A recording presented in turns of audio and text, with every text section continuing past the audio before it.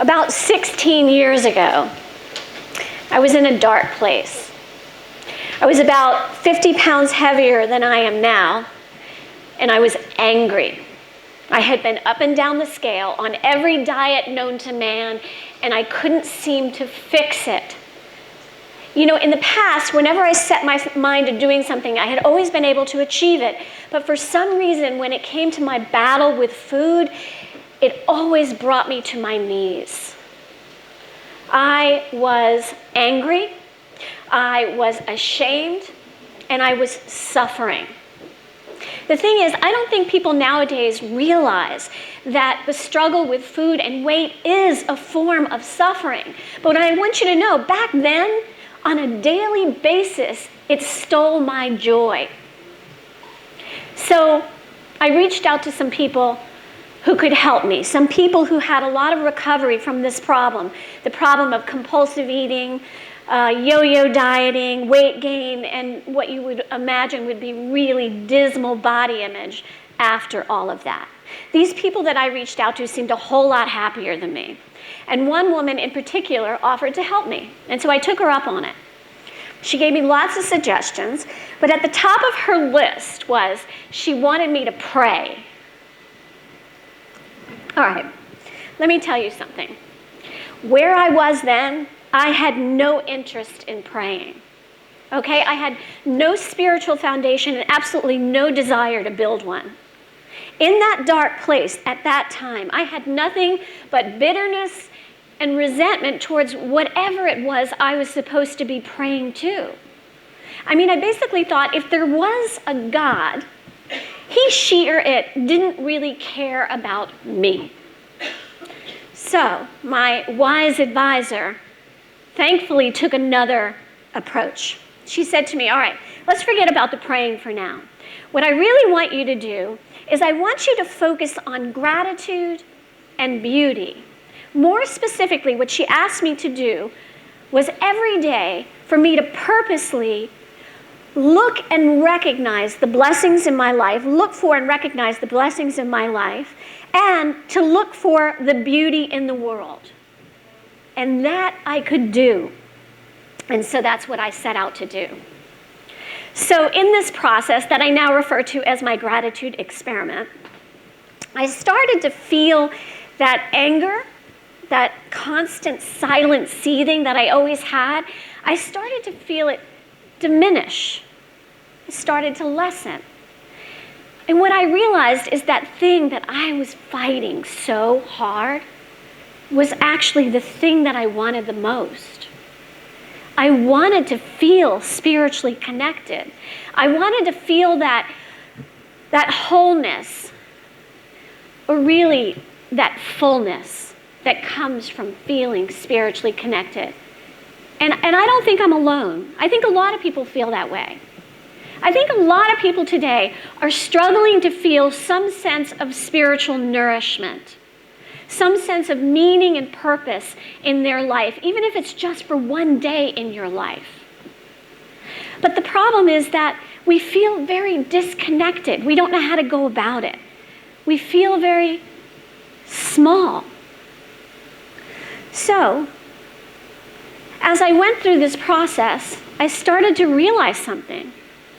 I started to realize that gratitude was the translator between that humanness or that smallness of me and my spirit. I mean, the truth is, gratitude is the language of your spirit. When you cultivate gratitude, you move from feeling that emptiness to fullness. When you cultivate gratitude, you move from suffering to serenity. Gratitude is the transporter between feeling insignificant and going to feeling infinite. Let me give you an example of what I mean. How many of you have felt spiritually connected in nature at some point? How many of you have felt a spiritual experience in nature? Raise your hands high. Okay, this is good. I would say most of the room. It's funny because when I talk to people or work with people who don't have any kind of spiritual foundation, I always find that they experience it in nature. And I want to tell you why that is. When we're in nature, what we do is we recognize the beauty and the awe around us. We stop, we take it in. And when we recognize that beauty, that is a form of gratitude.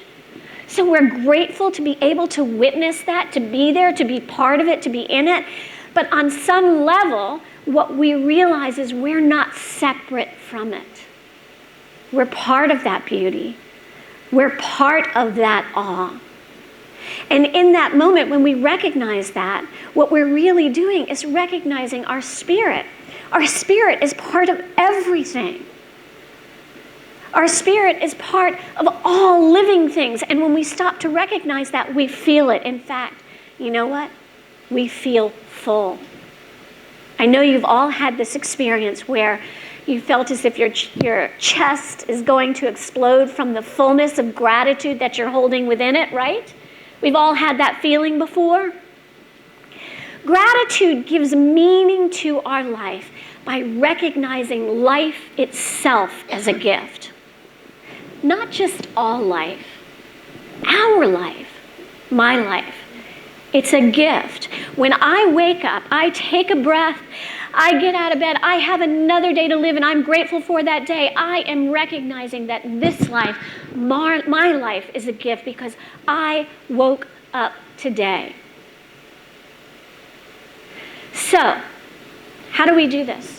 The truth is that spiritual nourishment that we all crave for, that we all long for, lies in the purposeful cultivation of gratitude. Keyword, purposeful. I don't want you to just wait till it descends on you, because I'm sure all of you are grateful people. I mean, there might be one ungrateful person out there. But for the most part, you're probably all pretty grateful. But I want you to take it a step further. I want you to actually cultivate the gratitude. I want you to make it a habit in your life with the same intentionality that you make other habits that are trying to improve your life in some way. I mean, just start by lingering in those moments of your blessings, okay? Marinate in that gratitude. Wring every bit of happiness and joy that comes when you experience and feel that gratitude. That's one way to do it. Maybe just start by taking an inventory of your life right now, today. Write down everything in your life that you take for granted. That's a blessing. How about air conditioning on Hilton Head in August? Thank you. Right?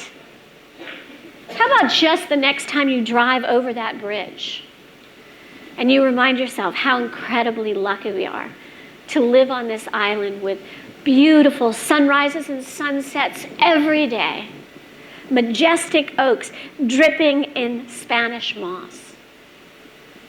When you can't feel the gratitude, and we get there sometimes life is rough and we can't feel it. What I want you to know is you can begin by cultivating it from within. Because the truth is, we have so many beautiful memories. And when we allow ourselves to go in and find those memories, we get to relive them. On those days when we're not feeling particularly grateful, we remind ourselves of all the gratitude that already exists within our heart.